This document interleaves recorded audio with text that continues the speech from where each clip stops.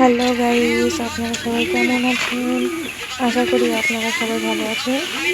আর আপনাদের দোয়াতে আমিও ভালো আছি। আমি এখন রান্না করছি, শাক ভাজা করব।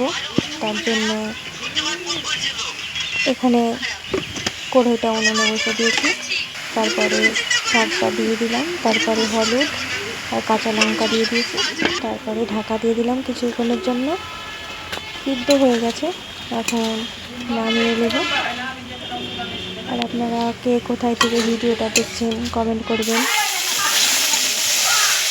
দেখেন, এখন কড়াইটা পরিষ্কার করার পর তেল দিয়ে দিয়েছি, কাঁচা লঙ্কা অল্প, আর পেঁয়াজ, রসুন আর কিছু বড়ি দিয়েছি কলাইয়ের। ভালো করে লাল লাল করে ভেজে নেব, তারপর শাকটা দিয়ে দিব।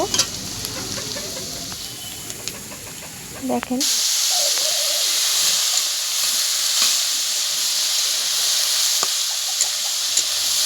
শাকটা দেওয়ার পর ভালো করে নেড়ে নেব।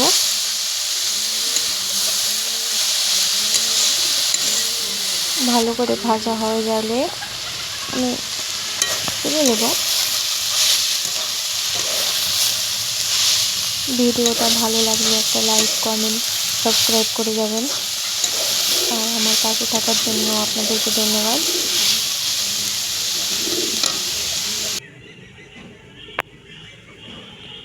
শাক ভাজাটা কেমন হয়েছে আপনারা কমেন্ট করবেন অবশ্যই।